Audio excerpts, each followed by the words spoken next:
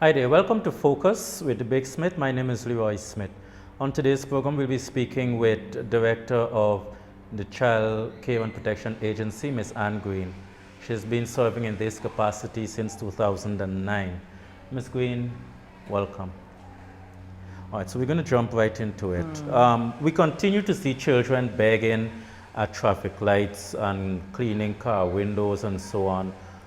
Whose responsibility is it to get those children off of the streets doing those things? And what seems to be the challenge to have those children removed from conducting those activities there? It starts with the parents though, you know. The parents need to take responsibility. You can't have your child on the streets. But a child on the street and doing things like that is a child that needs protection. So therefore, it's right to the agency. Yeah, because a child's place is in the home, in school, or in some activity, not at street corners begging, cleaning windshields and begging, or breaking the bricks and asking persons who cause, the filling a hole, and they have a hammer. That one is so scary. So you got to give them something, as people scared that they take the hammer and break the window pane or so. It shouldn't happen. It's a child that needs protection.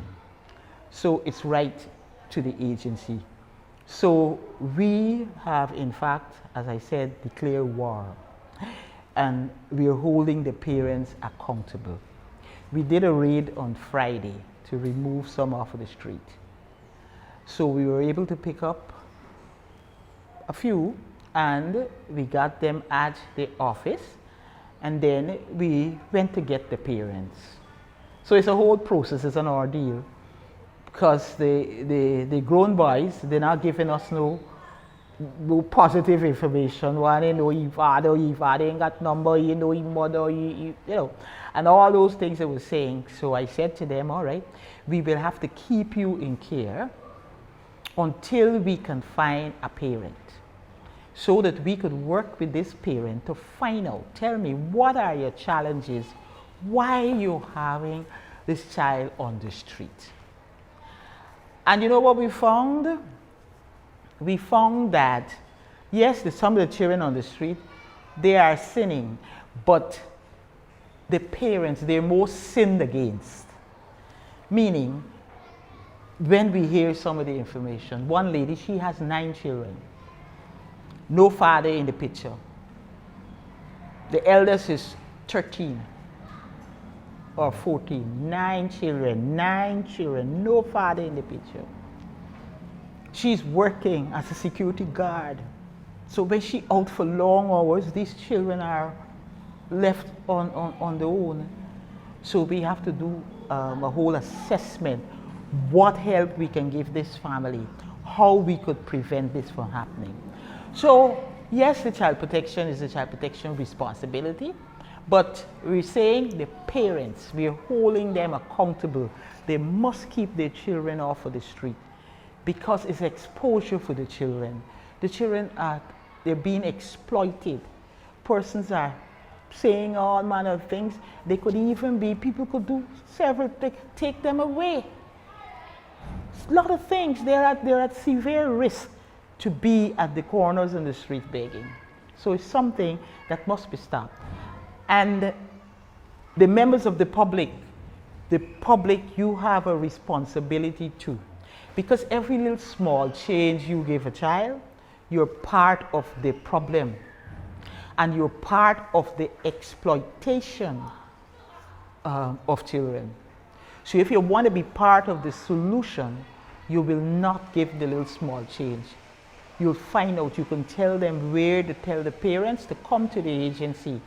We can supply, find out, we will work with you to change the situation, to give you whatever needed support that you need to keep the children off the streets. Okay, you spoke a bit earlier on this first question of whose responsibility it is. So continuing on the issue of responsibility, let's say the Child Care and Protection Agency or its representatives do not observe but a member of the public observes and pick this child up and decides to take him or her to a police station, I need to know, and I think the public needs to know also, is it okay for the police to keep children in their custody? And I'm talking about children below the age of 16 and all these things, because there is that confusion with respect to, oh, we cannot arrest, we cannot deal. No. Clarify this for us. All right, if we're talking about children on the street begging and so on, they think, and juveniles committing, or children committing offenses, it's two things. A child on the street, for us to move them, we had to get the police. Police got to help us to move them off of the street. Police is for service and protection. A child can be taken to the police station, and the police know they can call us. They can call us immediately. Look, a child here. A child can run into a police station for help, and the police can call us. We have a hotline service. We put it up at the stations. They know the number. They can call us and say, look, there's a child here. And yes, an officer will go down to the station so that we can deal with the child. This center here, the Child Care and Protects, this center here, this is a center for 24 hours. It's the first stop for a child in difficult circumstances. So if the police see a child on the road, they can pick that child up and bring that child here. And that child will be taken in here. The officers here, they will call on the phone to get guidance on what and so to do. So there's a procedure. This is the first stop, this center here, for a child in a difficult circumstances. So the police can pick up a child, and those are things they can do. They can bring the child straight here. What on the street. What about children who would have committed themselves unlawfully? Those offenses now. So when we come, there's a Juvenile Justice Act. And the act says, in it is saying that a child is criminally responsible at the age of 14. All right. But it does not say that a child under 14 cannot be charged. All right? What needs to happen, the police should have a processing center. So when you pick up a child, the child is taken to the processing center, and between the police and the social services, we'll investigate and do a pre-charge report. I want to stop you right there, and let's drift back a bit on this issue of processing center, and I would like you to look directly into my camera and speak on this issue of the processing center and how juvenile offenders should be dealt with. The Juvenile Justice Act, a juvenile must be held accountable for his crimes.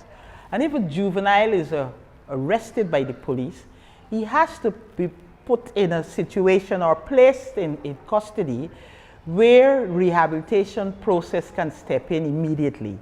That means he cannot be put in a jail cell or some hole or something, or put with adults. No, there must be a proper place that is child friendly, because we got to process you. You committed offense. We got to find out what, as I said, children are more sinned against than they sin. So to do that, we got to understand. So there must be a process where we could find out. We could do a psychological evaluation to find out what is happening with you. There's some children cannot say if they're guilty or not. So we got to find out. So there's need for evaluation, psychological evaluation. All of this, what's your education level at? What's been happening? What's your home situation like? All the things that might have contributed to you being offending. That's what juvenile justice is all about. Rehabilitation processes must step in from the time the police hold a juvenile. But the police saying that they can't hold a juvenile and all of that, no, they can. But it must be at a place that all the police stations should have a place where they can process juveniles. So that is what we're working towards having. Okay. A good processing place.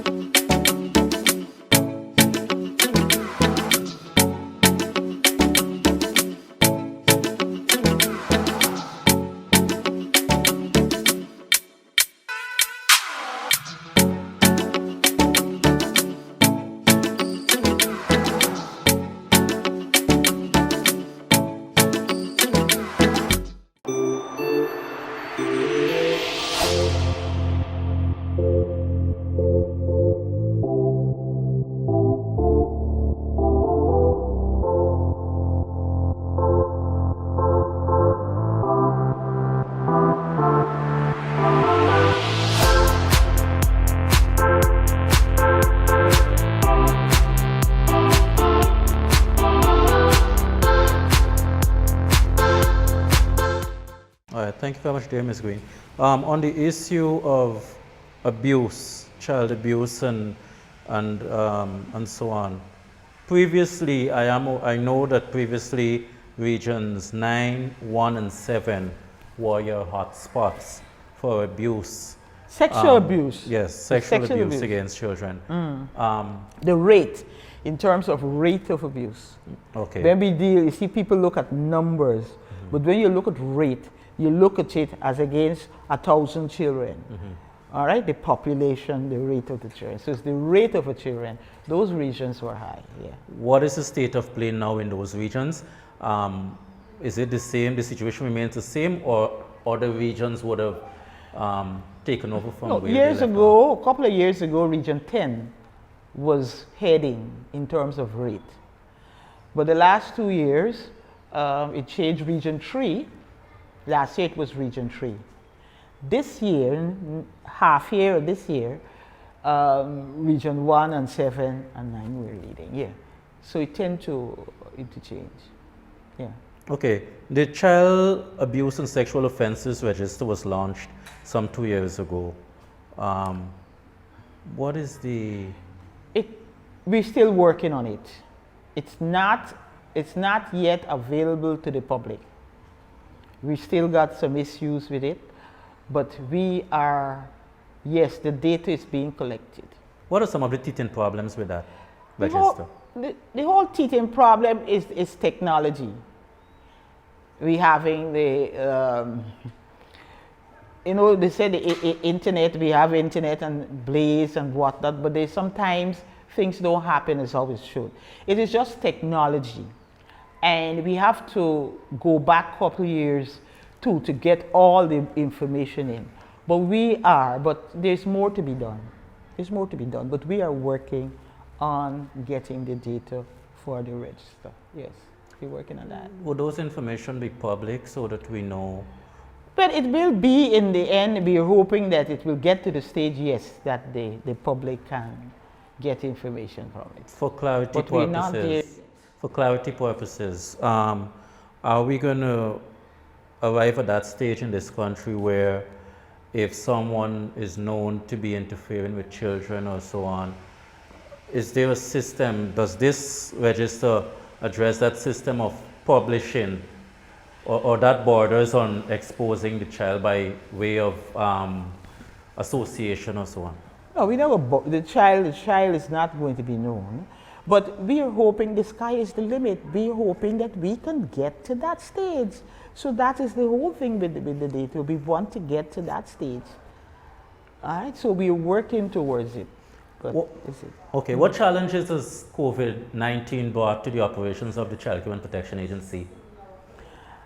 Well, as the child protection officers are essential workers. So they have been working right through. Yes, the visits to homes and certain places has been scaled down a little bit, but we're still going out to get reports. We're still going to rescue children. We're still doing the things that we have to do, but we're using every precaution. They will go out with the gear, the protective gear, to rescue children. So it's just the social distancing, those things. We have put those in place and so on, but the work continues. We are essential workers, so we have not stopped our work. On the issue of foster care and parenting, foster homes and foster parents, outside of the questionnaires that potential foster parents are mandated to fill out, what systems are in place to ensure that children are placed in homes where they are treated with the love and affection that children ought to be treated with? And as a follow-up to that, could you also say if you've had cases where children had to be removed from any foster care home or from foster parenting because of the treatment they received? Yes, we have had not much, not many cases. 1 and 2, when we place the child, and then the follow-up and check-in, because we have to check to ensure the continued well-being of that child.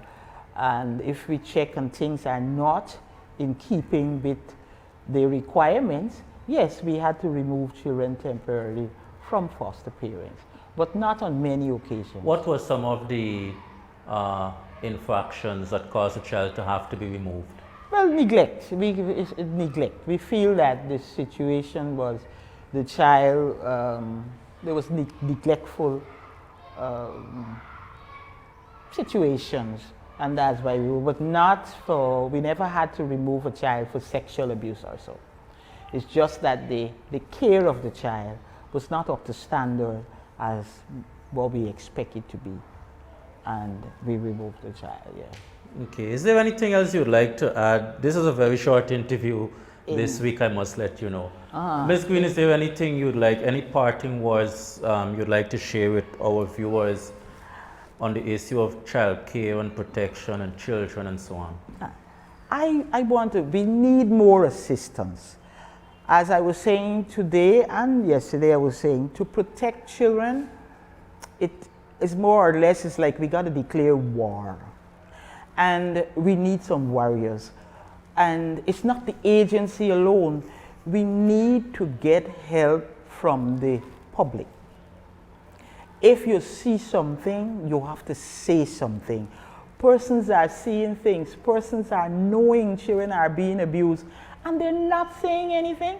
When something happens and you hear how many persons say, but you know, I didn't know that, and they should have said something so that you could help the children. Something happened. Everybody said they know there's something wrong at the house, but yet they didn't say something. So we could prevent things from happening to children. If it didn't look right, if something didn't look right next door, it probably is not right.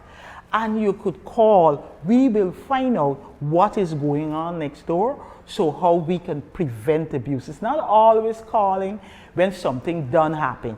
Call a little before. How them children staying so long across there, 2-3 days, nothing is happening over there. Call us. We can come in and find out what is happening there with the children, and you could prevent sometime abuse from happening. So we are appealing to the public, please, if you see something, say something. Understand that you have a responsibility too for protecting a child. It's not child care agency alone. Child protection is everyone's business. You must be involved in the protection of children. We now want to stop this sexual abuse. It's a little bit alarming for us. We are seriously concerned. Children are not to be big adults sexing children. Children need protection. So we want to get adults in this whole protective mode to protect children. See them as they're not miniature adults. They're little people that need protection from adults. And I'm appealing to the public. Watch out for a child. See something, say something. At the road corners, don't give them the small change. Please, because you're part of the problem, because they will continue to be there, and there might be persons that they're giving that small change, so it's not even going to in their best interest and welfare. We want to get all the children off the streets. We want to get them in homes, but we need help from the public at large. This is a whole lot of work to be done, and we really can't do it alone. So I'm asking everybody to come on board and help us as we do this job to protect Guyana's children. Just before we go, Ms. Green, on the issue of arrests, at what stage will the agency work with the police to arrest these parents who are facilitating the traffic light activities? And at what stage will also the agency be more aggressive in dealing with people who are naming children of child victims of sexual abuse and so on social media and elsewhere? All right, we're looking at that, because persons too can be held responsible for that. I must let you know, we've been saying this for some time now. We're saying it for time, but listen, you know, I've said this before and I'm saying it again. We really need a special victims unit. So I've said to the new minister that we're going to work on it, getting this special victims unit. It's a quick response unit where we want the police, child protection officers, social service officers, public health officers, that we're going to move together and get persons and hold them accountable for abuse of children, for exploitation of children. Even on social media and everywhere, systems got to be in place. We must get it. It's long past the time. There's so, as I said, it's much work to do. The police sometimes say they under stress, but we have to get more quick responses for child abuse. And we're seriously going after it. Yeah. And the new minister, she's on. And we got to get it done fast, quick. For the parents, yes, we must, it's a whole reluctance, but the time has passed for that now. First, people say how we want to lock up the parents. You know how many put down we get for trying to lock up a parent? People attack us. But I'm saying to them, they're saying I want to send the parents to the jail. I said, no, I don't want to do that. All I want to do is to hold a parent accountable. To sit down and hear this and let me work at changing it. I don't want to send them to pay, but to get them to be accountable, I got to get the police to hold and charge them. Because we try the other way, we talk to you and all of that. That's not working. We have to get the charges now. Right? But we don't send parents, the magistrate will decide on if a parent hearing was it and what should happen to a parent. Yes, it will involve us. So that's the way we're going. For this year, we're picking up these children here, we're looking at the parents. This weekend, I will putting some names in the paper to call some fathers. I'm not saying anything, I'm just saying I'm calling Mr. So-and-so, just come in to see us. Let me see if we can get some help for the children. We are trying everything. So we're trying to find some fathers, because I can't have a mother with 9 children and no father in the picture. He has to come and take his responsibilities. And if we have to take him to the court so that he could pay support for his children through the court. So we're prepared to do that. But we're starting out by just putting the name, saying, we do when we're calling in the papers. If you see at weekends, we do got a little notice. Because when we want to do adoptions and so on, we're calling you, your last known address. If we have it, we'll put that. And we're asking if he comes. We ask persons who know the persons. If you know this person, would you tell him that the child care agency need to have a word with him urgently? We're trying everything because, yes, Leroy, we're talking a long time. And I'm saying now, we're declaring war. Yeah. We are declaring war right now because we have to. We got to get more aggressive in terms of protecting children. Thank you very much. And we're prepared to do that. Thank you very much, Ms. Green. Thank you very much, viewers, for joining us. This was Focus with the Big Smith. My name is Leroy Smith. Do join us here again next week. Of course, if you would have been following, we were speaking with Ms. Anne Green, the Director of the Child Care and Protection Agency here in Guyana.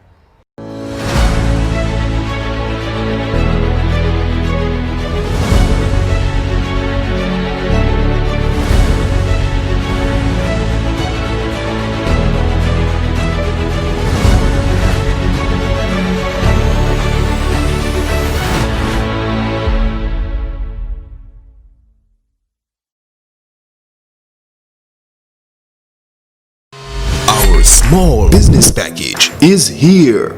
Get 1 month digital ads, 12 polo t-shirts, 12 caps, and 150 pens with your logo, of course. 50 bumper stickers and 1 banner stand, all for the amazingly low price of $130,000. Businesses with 1 to 12 employees eligible. Offer while stocks last. Impression